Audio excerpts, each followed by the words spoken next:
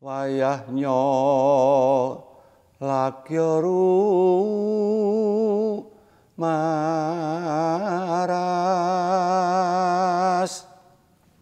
rinengga laring puri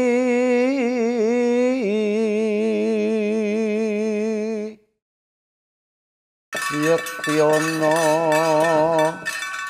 Sirmandoyo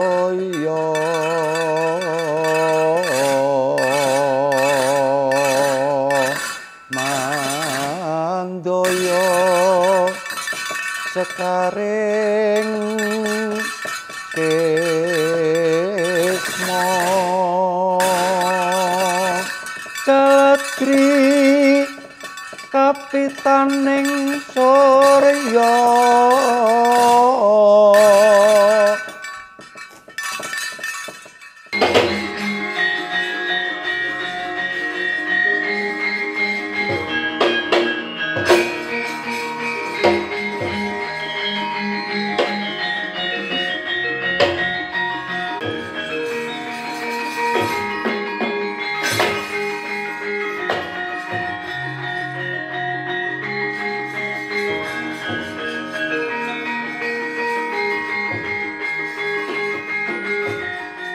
Kalau kita merunut pada sejarah yang hasil rapat pembakuan seni pedalangan wayang Purwagagrah Banyumas pada tahun 1979 di Balai Adipati Merapat sekarang, dulu namanya Pendopo Duplikat Sipanji di Kecamatan Banyumas.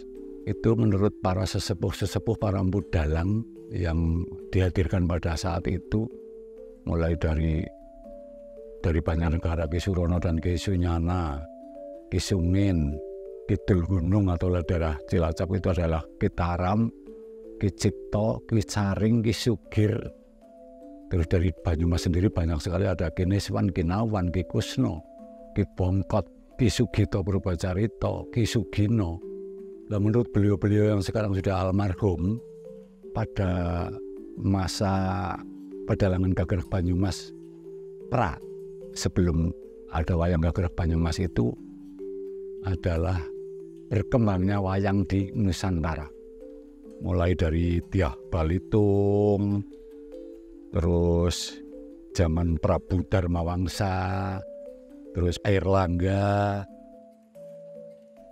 terus zaman Kediri, zaman Majapahit, zaman Demak, zaman Pajang, terus Mataram Islam, terus zaman Pleret, dan sampai sekarang. Kalau kita merunut sejarah istilah dalam pedalangan itu, gelandang carang dari pucuk sampai sekarang adalah tidak lepas dari era Majapahit. Pada saat itu adik dari Arti Wijaya yang namanya Raden Baribin itu karena ada selisih pendapat dalam sejarah itu akhirnya melarikan diri sampai ke Pajajaran. Di sana mendapat istri putranya Prabu Silihwangi yang bungsu namanya Roro Pamungkas. Itu akhirnya meninggalkan kerajaan Pajajaran menuju ke arah timur ke telatah Bumi Tengahan. Pada saat itu namanya Bumi Tengahan, belum ada nama Banyumas. Karena di sini kadipatennya dulu adalah Kadipaten Wirasabot. Nah, pada saat itu juga zaman banyak sekali pelarian ini hanya diperkirakan pada tahun-tahun itu banyak pelarian dari Majapahit yang hijrah ke telatah Banyumas melalui mulai dari gunung Merapi, Sindoro, Sumbing, Dieng, sampai Pegunungan Kendeng. Di telatah Banyumas ini juga menyebarkan tentang seni budaya wayang atau pedalangan. Terus ketambahan lagi zaman Pajang, sudah zaman Islam juga banyak sekali orang-orang Islam, prajurit-prajurit Islam yang hijrah ke telatah Banyumas yang mengembangkan seni pedalangannya. Setelah masuknya para seniman-seniman yang dari Pajang, dari orang-orang Hindu pada zaman Majapahit ke daerah Banyumas, setelah mempunyai itu akhirnya pekeliran Gagrag Hindu dengan masuknya agama Islam di Banyumas itu disatukan disatukan. Jadi saling mengisi membuat sebuah kolaborasi tentang budaya, bukan lagi agama dengan agama, tapi ini adalah seni budaya. Setelah itu sudah mempunyai itu, ketambahan lagi namanya Ki Panjang Mas. Itu menurut sepengetahuan saya, Ki Panjang Mas dari Purworejo yang menjadi dalang Keraton Ngayogyakarta, sudah Hamengkubuwono pada saat itu. Itu yang akhirnya menurunkan dalang menganti daerah Gombong.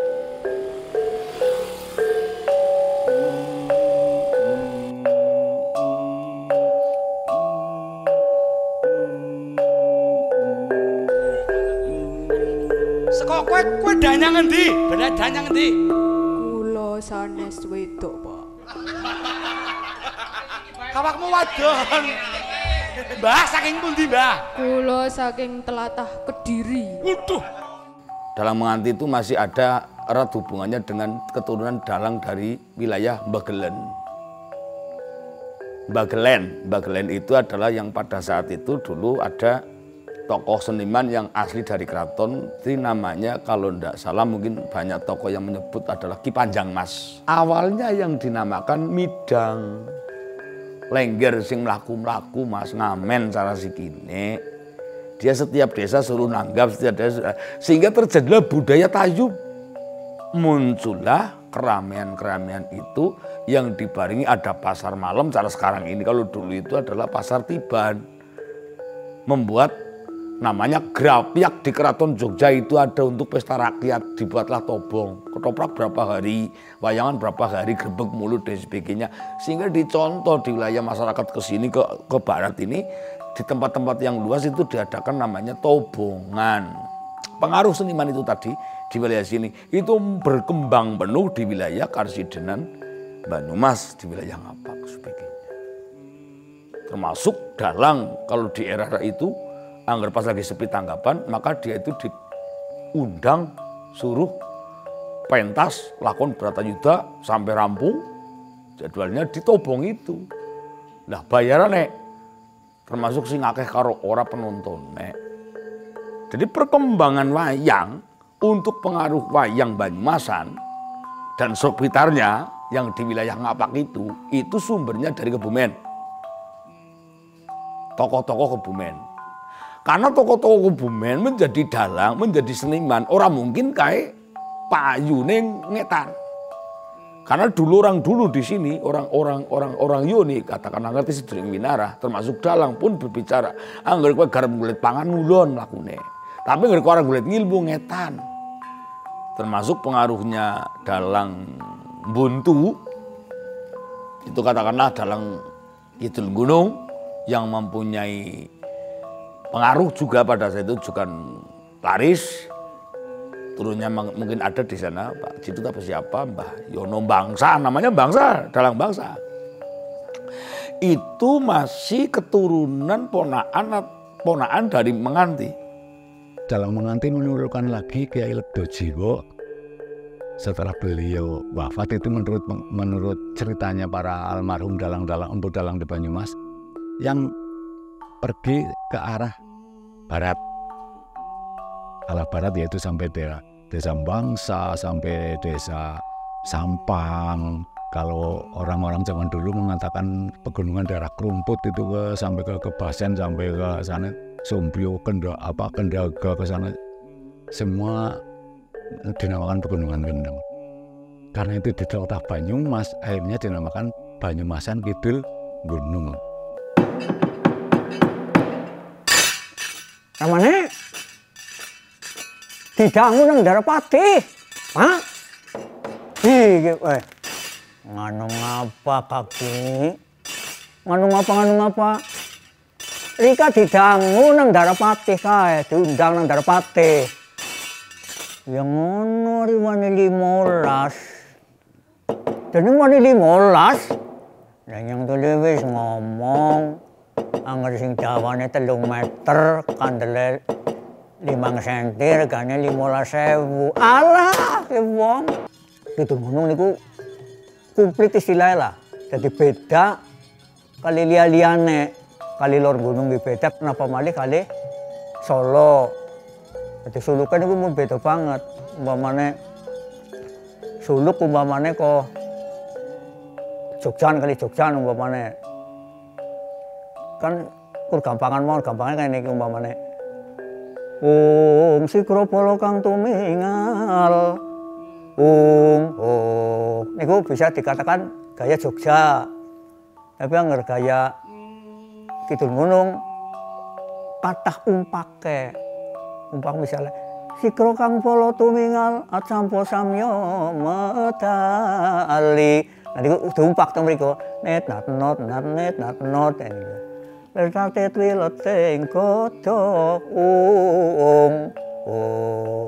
nah niku umpamane Solo Sikro kang polo tumingal acampo samya medali lertate twileteng kodhok kanyangku mangudani tis niku. Nah niku kan pun beda pada cakepane setunggal.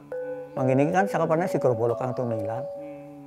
Niku beda carane. Nah terus sabete nggih beda ugi, sabete. Wonten sing jeblosan, cara Solo jeblosan, cara mriki perapatan ngene iku beda niku. Contoh umpamane sulukan siji umpamane nggih, cakepane siji, cakepane jelek tumurun saking Tepasana.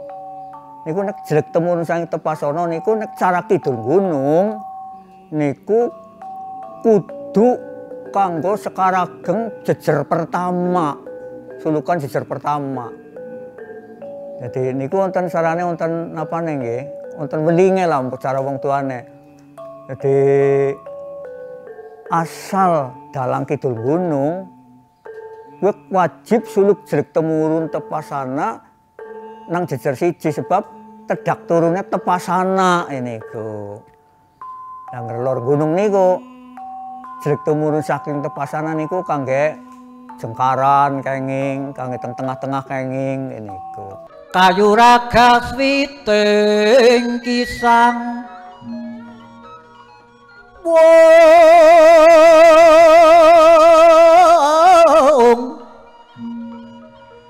kisah soning kukum satu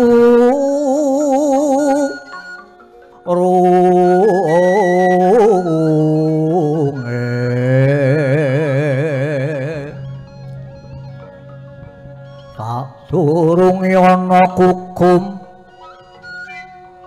sadurunge ana kukum wasana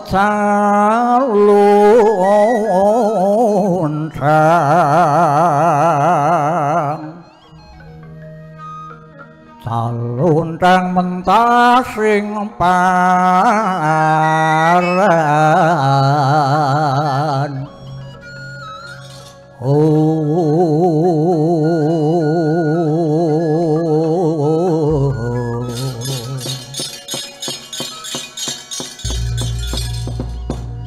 Kalau Kidul Gunung itu ada tokoh yang di luar gunung tidak populer.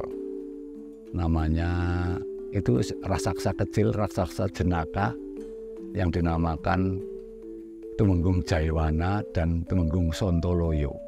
Itu pasti hampir setiap pakliran dengan cerita apapun keluar. Dan itu menjadi sebuah ikon di Kidul Gunung itu. Togok Sarawita bahkan tidak. Itu Kidul Gunung. Lor Gunung juga mempunyai tokoh yang tidak dipunyai oleh Kidul Gunung. Contohnya Sarkawi. Sarkawi berkembang lagi. Ini di daerah Lor Gunung ya. Sarkawi berkembang lagi. Setiap dalang yang mengeluarkan nama Sarkawi itu dengan nama yang lain tapi tokoh satu. Makanya setiap dalang itu walaupun tokohnya itu namanya berbeda-beda. Tapi perilakunya sama. Terus mengikuti Sang Drona kemanapun dia pergi juga sama. Karena itu ponokawannya spesifik khusus ponokawannya Drona. Kalau Sarkawi. Kalau ponokawan Bawor itu yang menjadi ikon sampai sekarang, itu semua memakai. Kidul Gunung juga memakai, Lor Gunung juga memakai. Bahkan kalau Kidul Gunung juga dinamakan Caruk Bawor. Nah, menurut Ki Langgeng atau terah dari sono dari daerah Menganti itu, karena dulu pada saat siapa yang mementaskan di daerah Caruban sana itu melihat orang seperti gambar, seperti bentuknya seperti bawor itu dinamakan kayak carup gitu loh. Akhirnya bawor itu juga dinamakan carup. Tapi semua mengandung makna yang sama. Carup berarti bisa campur. Carup itu berbaur. Nah kalau bawor tiba awor.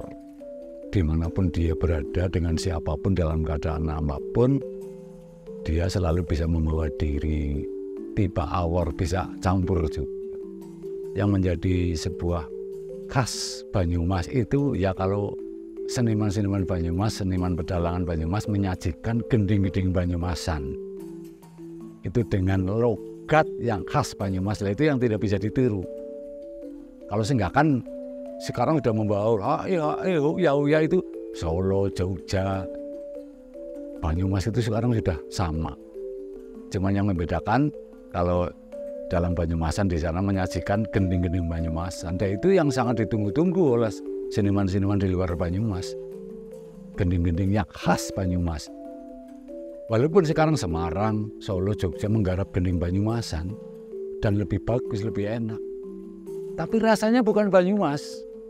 Jadi itu yang sangat ditunggu-tunggu dalam spesifik yang menjadi gagrag Banyumasan tatkala seorang seniwati Banyumasan di sana dengan logatnya yang cabrakan, dengan napaknya, dengan panginyongannya itu yang membuat ciri khas menjadi khas Banyumas benar-benar asli.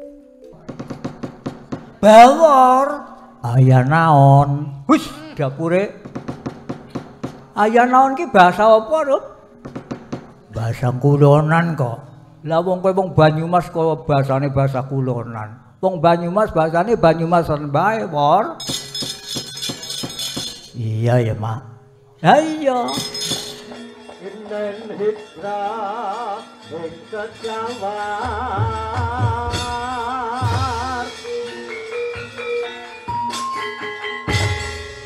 Dimen langgeng noto praja. Seiring perkembangan zaman seperti contohnya almarhum Pak Gino ya.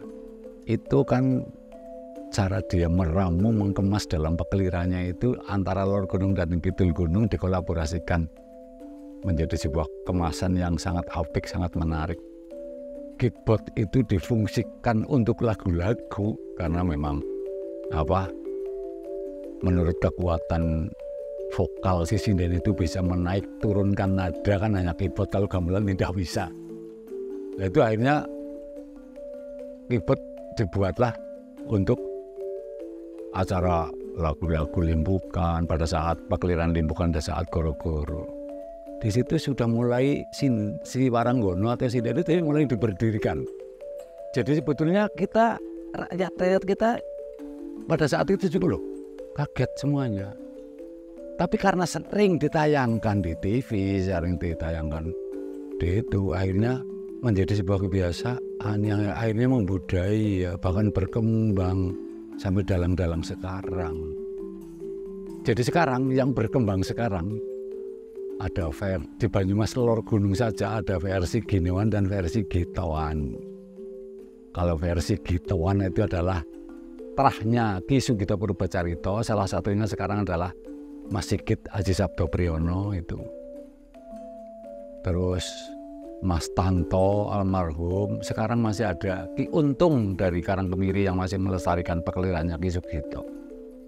Tapi mungkin karena terlalu megang pakem, tidak mengikuti zaman, yang begitu kan anti mendirikan sinden, anti memakai keyboard, yang untuk lagu-lagu benar-benar klasik, akhirnya tersalip oleh pekeliran Ki Sugino yang mengikuti era pasar, mengikuti zaman sekarang yang dikemas untuk seni pertunjukan. Nah, perkembangan wayang di Banyumas sekarang itu sudah sebetulnya kalau menurut saya, tapi tidak salah. Menurut saya juga tidak menyalahkan. Sudah mulai melenceng dari koridor dari jalannya. Tapi apa mau dikata, zaman lagi menuntut itu. Tapi saya tidak khawatir, toh nantinya ini kan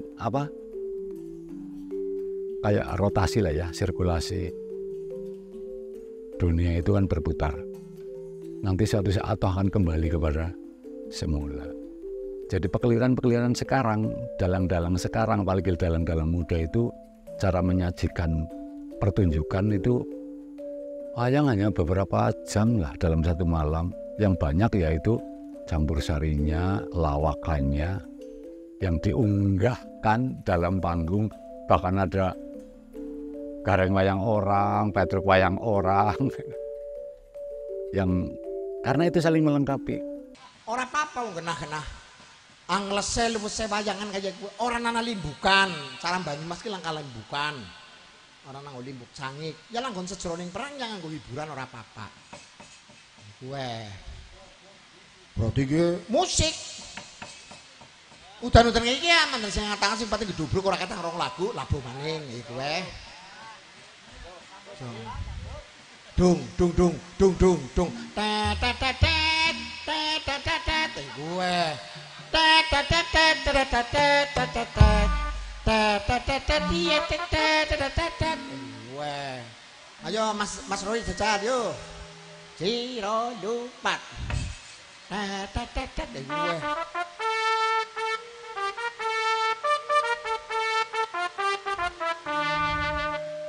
Gaya ungkap pribadi dari seorang dalang itu sangat berpengaruh dari ikon dalang seorang Sugino Siswacarito.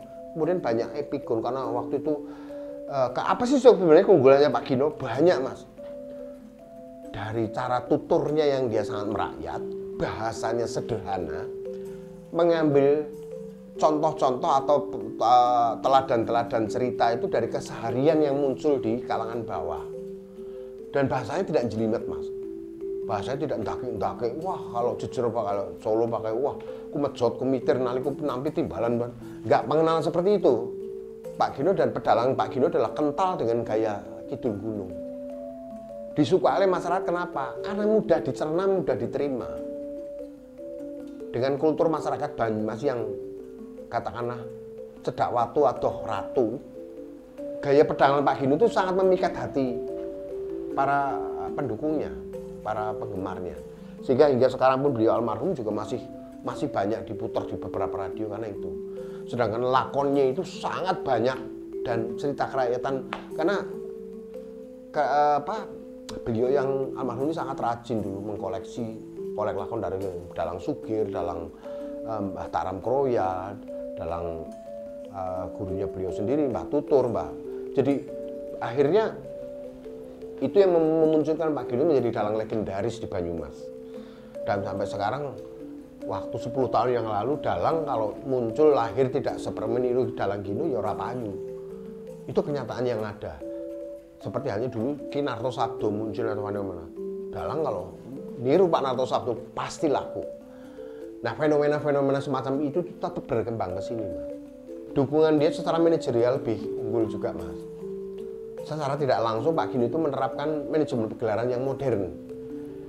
Bahwa dia hanya sebagai seorang pelaku dalang, sing ngatur kerawitan ono dhewe, pelatih kerawitannya ada sendiri. Komposernya ada sendiri. Dia hanya menyodorkan naskah, Pak, kok gendingnya iki, ini Pak gendingnya. Oh iya wis. Dia hanya obot tok. Gedok dan segala macam. Sedangkan komposernya waktu itu almarhum Pak Rasito dan Pak Sugeng Suwarto waktu itu zaman mumbul-mumbulnya Pak Gino waktu itu adalah komposer kerawitannya adalah atau konduktornya adalah Pak Rasito dan Pak Sugeng Suwarto. Itu pengaruh Mas. Kemudian mampu menangkap keinginan masyarakat bahwa wayangan tidak melulu hanya cerita klasik sing ngantuki.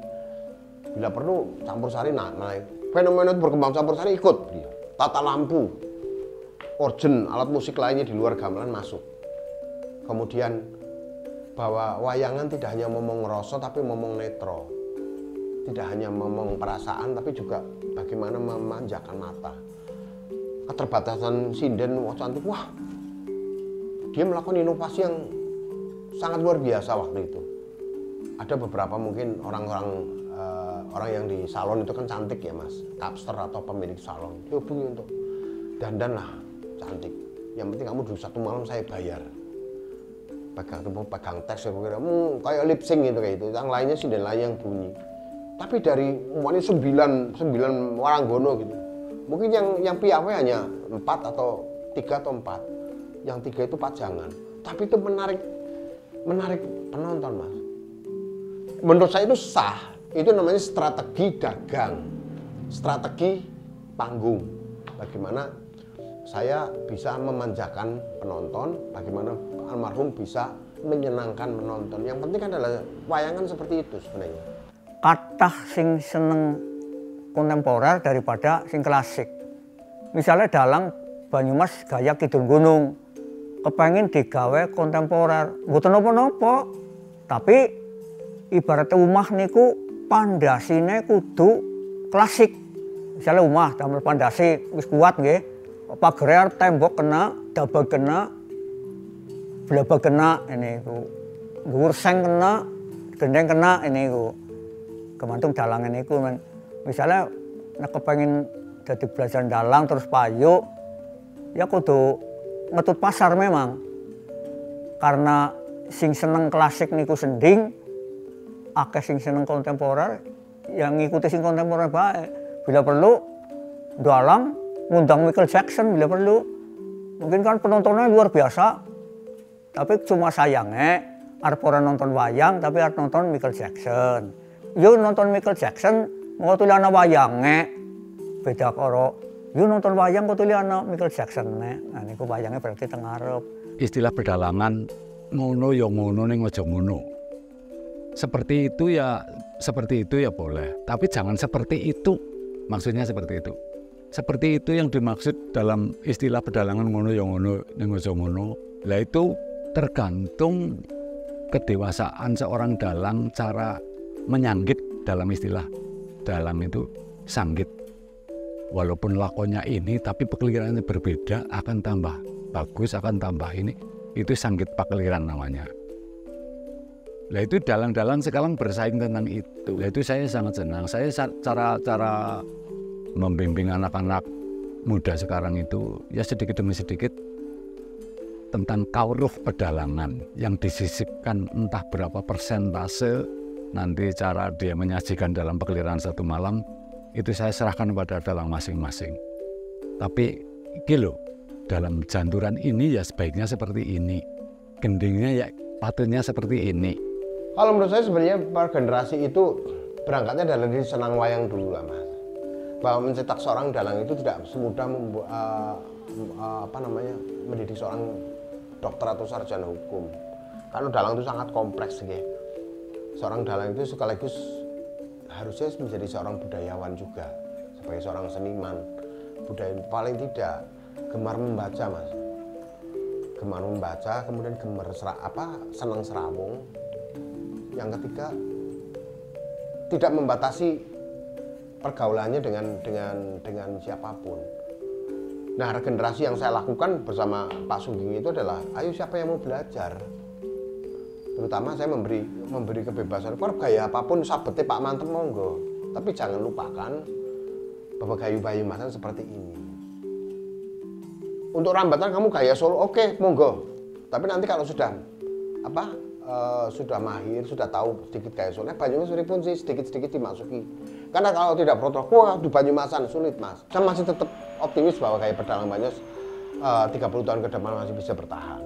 Nggih, alhamdulillah tasih wonten sing belajar, purun belajar gaya kidul gunung klasikan wonten nggih.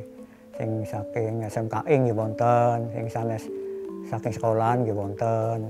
Cuma dereng saged 100% lah niku nggih. PR paling besar adalah anak-anak sekarang yang tidak mau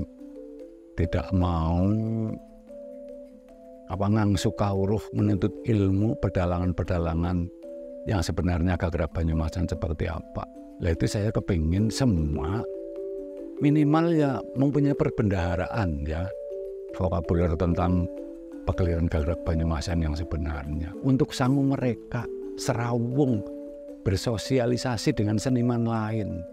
Jadi kalau nanti seniman-seniman lain di Banyumas yang belum tahu tentang banyak tentang perkelahian Banyumas, apalagi seniman yang bukan orang Banyumas yang ingin tahu tentang perkelahian Banyumas, dia bisa menjawab walaupun dia tidak melakoni dalam seni pertunjukan, karena dalam seni pertunjukan kan tadi itu pokoknya manut sing nanggap menjaluke kayak gini, si penanggap itu mintanya seperti ini, peserta ini mau tidak mau saya penjual ya harus menjualnya. Katon malelo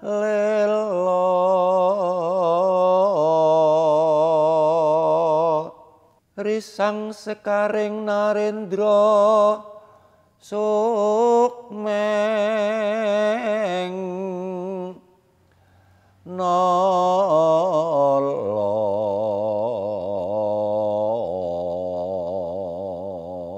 setya asmara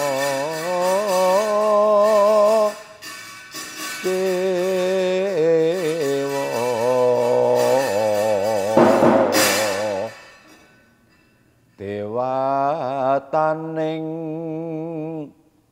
sukmeng nolo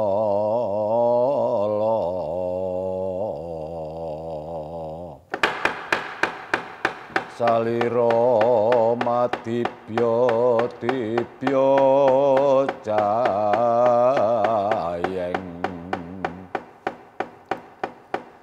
sang nalendra ngendika